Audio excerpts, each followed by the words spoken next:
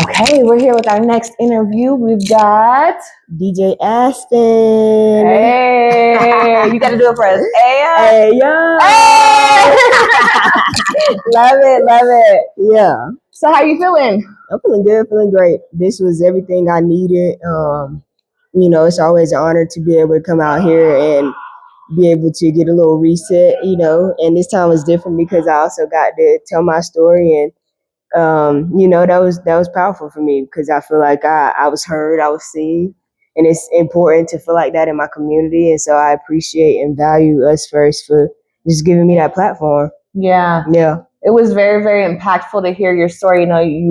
We go through life and we meet people and we see people in you kind of been the DJ behind the DJ booth for the last 2 years, even at the fundraiser and all the events and stuff like that. So to get down in a space to be able to see you as you, right? Not just the DJ, but as the woman and where you come from and your story and your journey. And it was just so powerful and brought tears to my eyes, Thank you. I feel so honored that you shared that with us, Yeah, it was dope. It was a great experience. And like you said, for the past 2 years, y'all have watched me grow and elevate and become the DJ that I am now, but I wouldn't be here had it not been for y'all giving me these chances and put me in these places and in these positions to be this kind of DJ, So we both benefit and we both get something from it. I love coming out here because yes, I'm coming out here to work, but also I get to come out here to relax too. Even though I'm working, I'm still relaxing. Right. If that makes sense. Yeah. So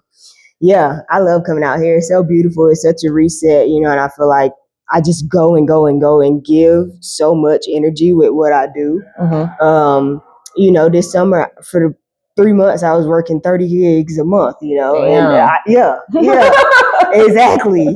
So, but it's like I'm living my dream. I'm doing exactly what I want to do. I'm exactly where I want to be. But then I have to take them moments to remember that I exert a lot of energy and I put a lot into people, especially, like just it's an experience coming to see me DJ and then, in whatever aspect it is. So to be able to come and get poured into. I heard somebody say that the other day. It's just like, man, we come here and we leave with our cups full. And I feel that. I feel that. Oh, that's so beautiful. I love that. Okay, so I know you did some little adventures while you were here and all the stuff. So what do you think is the biggest takeaway that you're getting from the summit? I think the biggest takeaway is that how much being in nature, being in community can be so grounding. It felt like a reset. It felt like a real genuine reset. I remember last night I was outside on my balcony, and just listening to the silence. It's a lot of times where we not okay with that silent.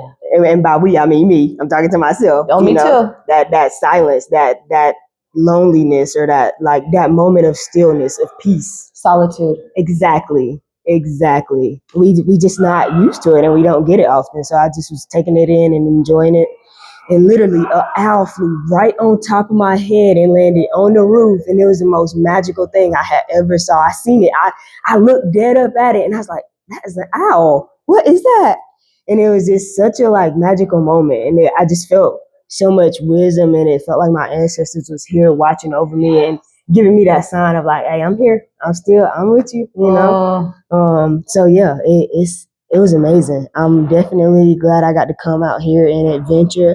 I love being outside. I love being in nature, and I heard somebody say, I don't usually like being outside, and that was interesting for me because I'm like, I love being outside. I'm like, what do you mean you don't like being outside? Like, what? It's so and outside here is different too, because it's just very different from Portland. Mm-hmm. And the quiet is actually quiet. The dark is actually dark. Right. Yeah, it was definitely an experience. Yesterday we went back to the house to chill. Mm-hmm. And I was laying on the couch there, which I'm a mom and I, run a business and I have a regular job. So I'm a human doing too, you know what I mean? And so to lay on that couch and I was laying there and I was like, Alicia, do you hear that?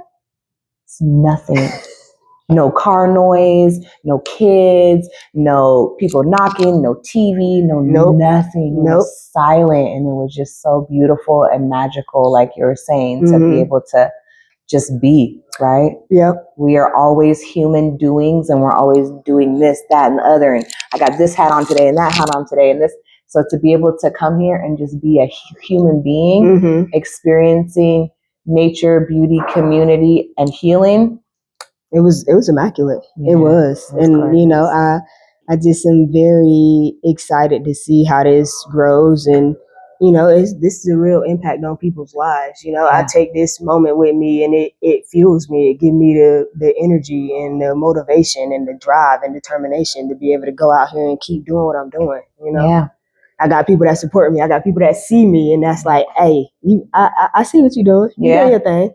Absolutely. We see you. We see you out here. You know? You are a shining star in our community. We do see you. Thank you. And if you want to book with her, how do they follow you? How do they find you? Yes. So follow me at a.spinthebeat on Instagram. You also could go to my website. That is a new thing that I just got into this year, www.aspinthebeat.com. That is www.aspinthebeat.com.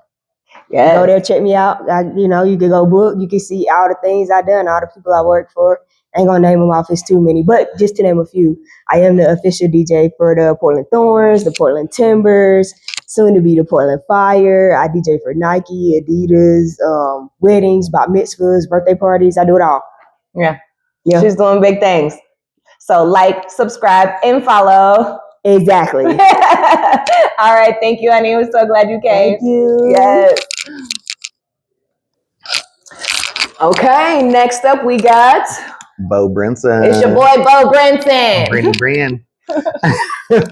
What's up, everybody? Yep, Bo Brinson. I am a director of Organ Recovers, and really excited that, you know, I got to be here at the Healing Summit again this year. There's something really special about this place. So, you know, really grateful that I get to share space with Alicia and talk about it. Yeah. And this is your third year? Second year, yeah. Second year? Okay. How were you feeling when you got here? I know you wear a lot of hats, you do a lot of things. How were you feeling when you pulled up?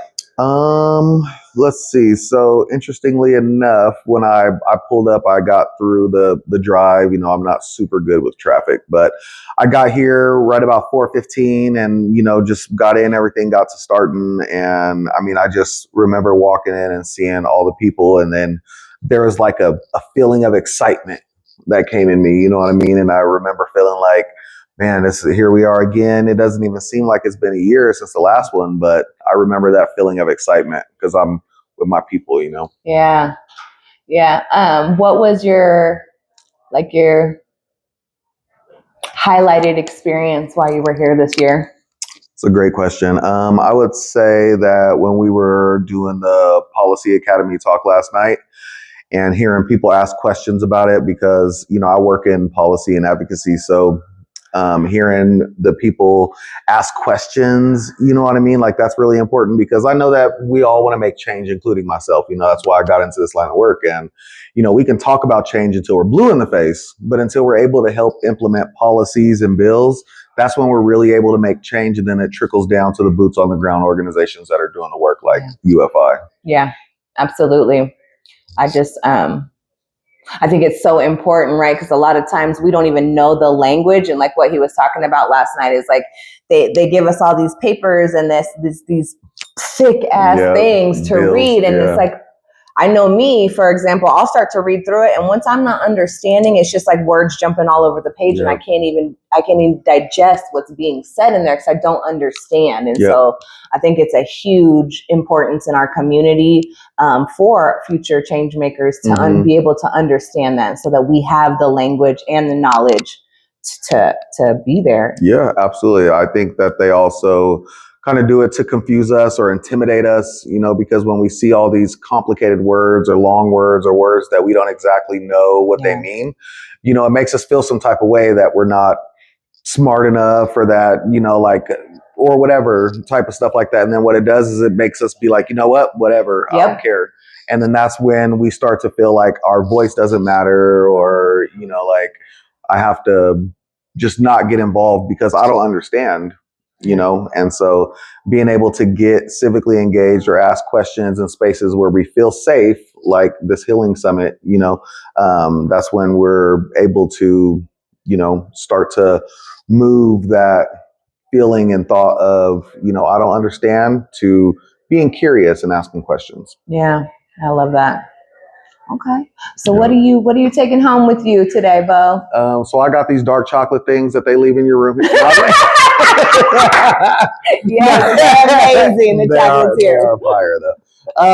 But I'm taking with me my cup being filled again, you know, so that way I can make it through to next year. There's a lot of uncertainty with the current administration. So being able to have my cup filled with the encouragement and the knowledge and the support from our community is really important. So getting involved with the Policy Academy, I think, is going to be really important, considering that is what Oregon Recovers does, is policy and advocacy work. And since we're one of the only, if not the only, organization that does direct policy and advocacy work for recovery services, you know, then I think that that fits hand in hand with what UFI is trying to accomplish. Yeah.